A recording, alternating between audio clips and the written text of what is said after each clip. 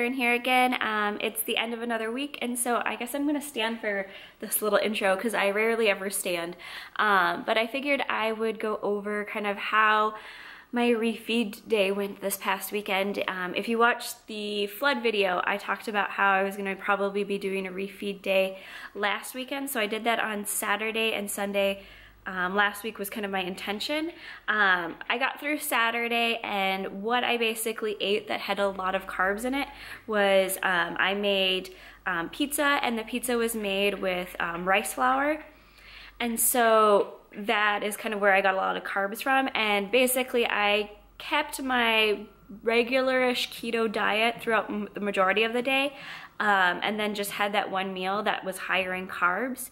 And I knew that the following day I was going to be going to an event or to a family kind of function, and that there might not be ketogenic foods there. So I'd kind of earmarked that day as potentially another day when I would do another refeed meal. So at this point I had been given a lot of information, and I had read a lot about the importance of getting your leptin levels back up. And right now I'm kind of on the fence about that, but because I didn't really feel like I had any, major weight loss. It didn't really trigger anything different in my body. I don't feel like I got anything kind of major from it. I don't feel like I got any benefits besides being in a situation in which I was able to eat a meal more similar to what everybody else in that room was eating.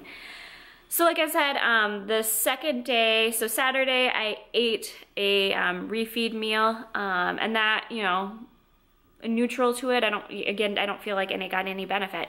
Then Sunday, I went to another family function where I wasn't sure if I was going to be, able to stay keto.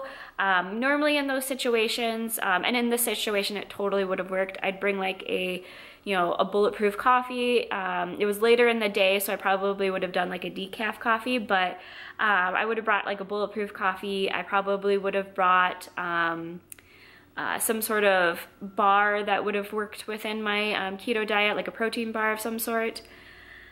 But I didn't do that because I went into it thinking like, okay, well, I'll see what the food is there. And the food totally could do a very, very easy keto meal. There was shredded meat that you could add barbecue sauce to, so you would add the sugar to it, but it was just plain shredded meat, and then you could put it on a bun. So I just got some of the shredded meat, and then there was, veggie trays and meat and cheese trays, so it was very, very easy to be keto on at this party.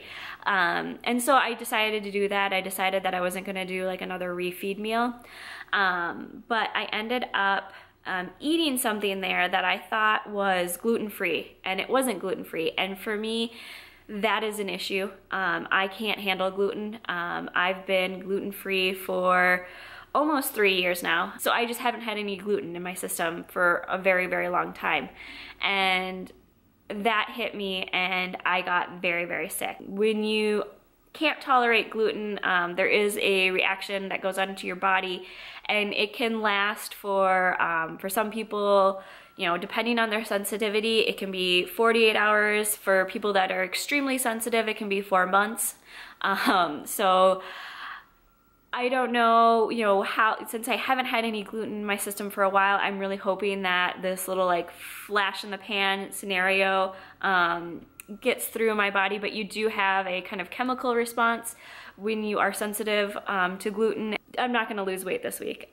We'll just keep it at that. So this has been very difficult. I totally made the slip, and I feel like I got kind of like loose with things because I was like, well, I've done this refeed day. I had it in my mind that I might refeed again,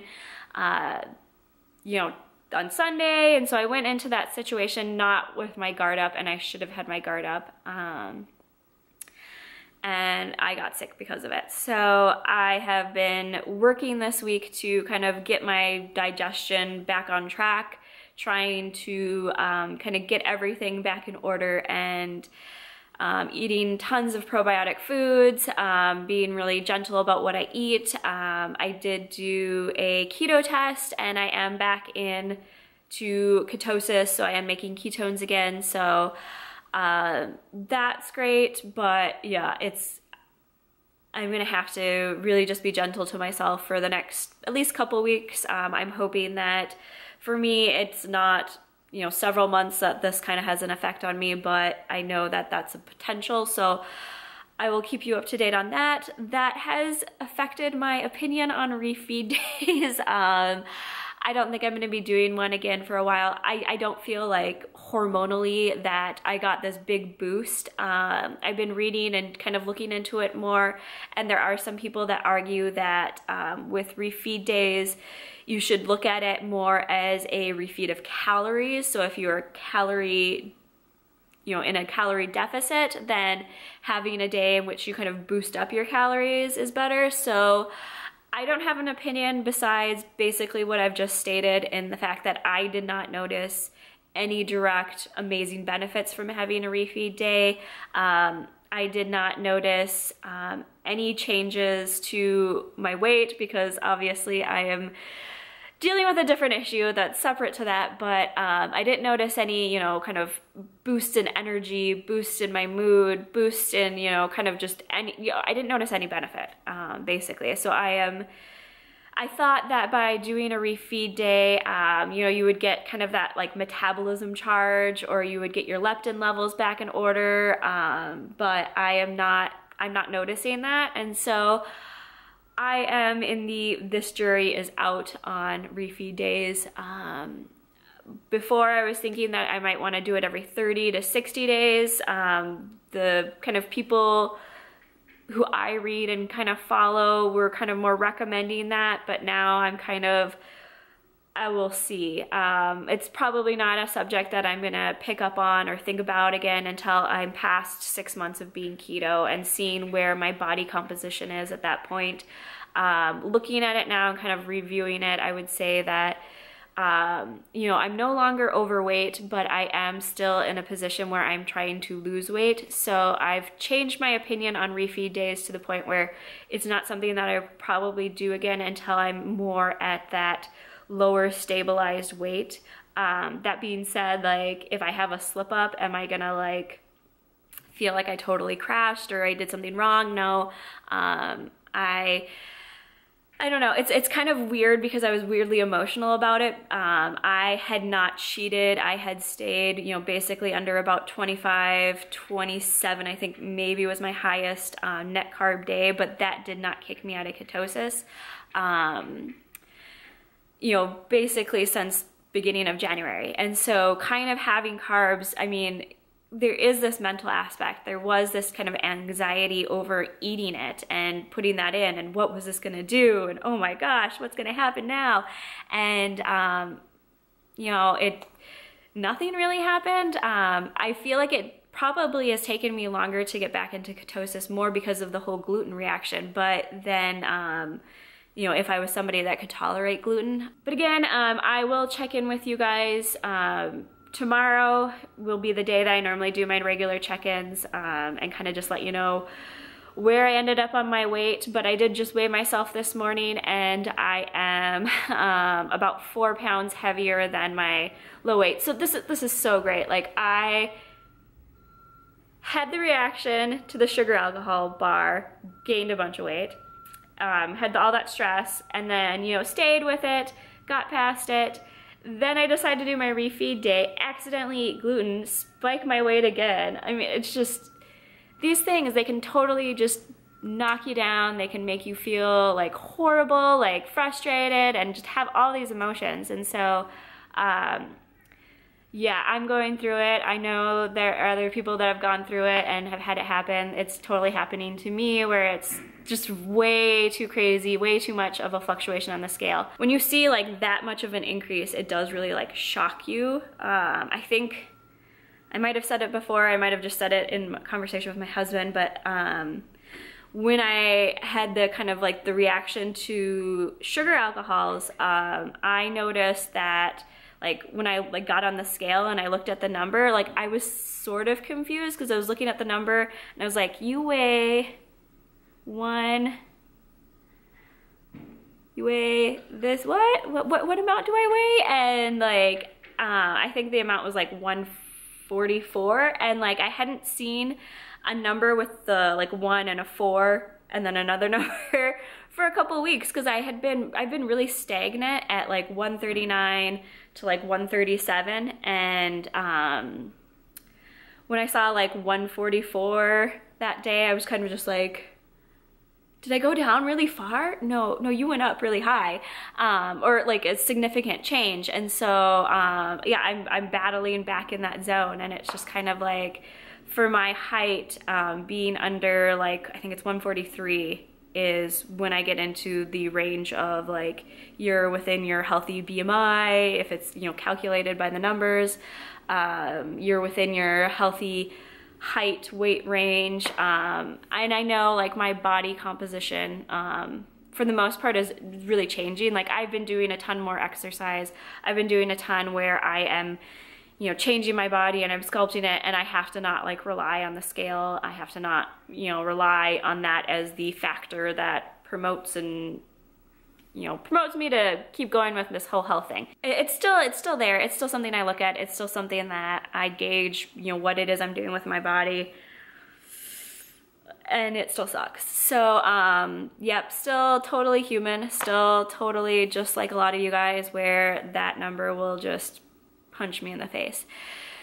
So, yeah, I guess until next time, or until tomorrow when I actually like weigh and let you know what the final result of this was, I am still sticking keto. I'm still sticking with everything, and it's lunchtime, so I'm taking my break from work in order to film this, but I need it to eat. So I hope we have better results tomorrow, and yeah, we'll stay tuned and see what happens. So the week is done, and the scale did not move. It really hasn't been, it's been moving. It's been moving from where I kind of let you guys know where things were at last week, but it's still not to where it was, you know, ideally, and getting past that number, I feel like I'm, again, in my witching weight, but I'm also dealing with so much stress right now that it's just been, my body's just been really just through the grind of like tension and just like so much to get through. And so I am still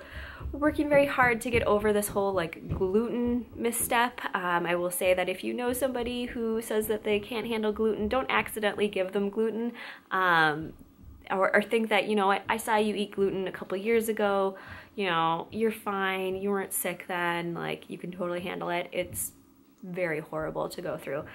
So, still working through that, still getting past that, but I wanted to let you guys know that I do have some exciting news. I have been very, very inspired by this whole process, kind of documenting everything out, putting everything out there, and I'm at a point where, within my master's degree program, I'm at the point where I'm doing like my thesis, my final paper, my final research on stuff, and I basically get 12 months to do that. I am no longer taking active classes.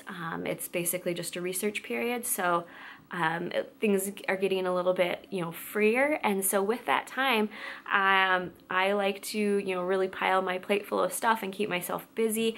And I've decided to pursue an additional master's degree, as I'm wrapping this one up, in holistic nutrition. And so that's really exciting. I am going to be doing it more on a part-time basis, and it's going to take me about 1.5 years to complete. The part-time basis just allows it to, you know, not be as stressful as this program that I was working on, and to make it so that I don't fail at my obligations to complete that whole thesis piece. My thesis is going to be like essentially a 125-page paper, and then I'll have to give a presentation on it, and, you know, kind of do a full report on it, and so it is a lot of work, and it's a lot of research. It's, you know, it's essentially a very, very well-documented research paper, so I need to not stress myself out too much while I'm doing it, but I feel ready to have, you know, just something else going on too. And this program seems very well geared to working it into your schedule. Like I said, it would take 1.5 years, and I would be doing it on a part-time basis. Generally, I think for most master's degrees, they can take, you know, the shortest one I think I've ever come across was like 18 months, so 1.5 years, up to, you know, 2 or 3 years. And the reason why this one is going to be a little bit shorter for me versus maybe somebody else coming in is because when I was in my undergraduate work, I was pre-med, and I was basically pre-med and pursuing a degree in anatomy up until about my senior year. Starting of my senior year in college, I realized that like I was very uncomfortable working on things like cadavers, and what I was intending to go into, I was becoming less passionate about it. And so I wanted to be an orthopedic surgeon. That's where I was thinking about heading.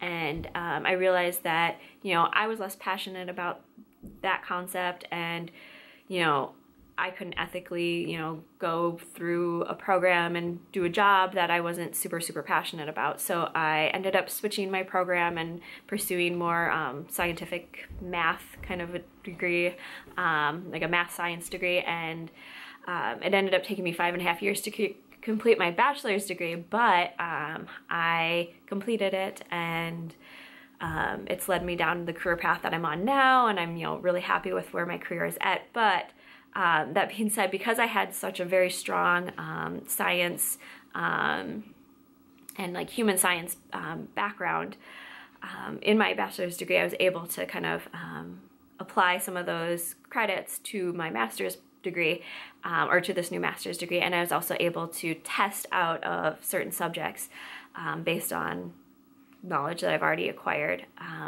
This degree is more geared towards people that maybe didn't have a super sciencey degree but want to pursue holistic nutrition. So the core initial classes are, you know, like your anatomy 101. Since I've already taken that, I don't have to retake it, basically is where I'm going with this. So I'm really excited about it. I'm really excited about the information that I'm going to get from this, and I'm really excited about kind of, you know, what knowledge it affords me and understanding my own body. And then, you know, once I've completed it and have that knowledge, and, you know, with this degree within my state, and I think within the United States in general, but I know my state requires that you have to, you know, pass certain licensing exams, and, you know, just really document that you are somebody who can, you know, communicate and give advice. So once I've done all of that and I'm, you know, good to go on being a little bit more informative, you know, just kind of the different opportunities that affords me, you know, kind of with where my channel goes or what I'm able to present and communicate to you guys, or, you know, help you guys with. And yeah, but, you know, for the next year, I'll just kind of be continuing to do what I'm doing, giving you guys very functional tips on how to be successful, or the functional tips that I'm using in order to make this work. But I will leave the medical sciencey stuff out, and just really documenting, you know, my whole process on this and what I'm going through. So that's kind of where this week has landed me. I was working on that, pursuing that a few weeks ago, but I wasn't sure, you know, that one, I would get into the program, and two, that I would be able to kind of write off as many courses as I was able to, and, you know, what the timeline and how that would fit. And so I wanted to make sure that I knew a little bit more about the logistics before putting it out there to the public. So I am more past this whole stressful situation. I am moving past it. We are getting more organized, and so I will be back to my regular video schedule here pretty soon. I'm, you know, getting more ramped up with everything and just kind of getting it past it all. And so I hope you guys are still enjoying these videos, and I hope that you know, I'm still doing you right and providing you good videos that you guys are enjoying. And I hope everything's going a little bit better in your life than it has been going for me for the past few weeks. But if it's not, you know what, just muscle through it. That's what I'm doing, and just looking for the brighter side, because it'll eventually be there. So yeah, until next time, I hope you guys are doing good. So I will see you guys later. Bye.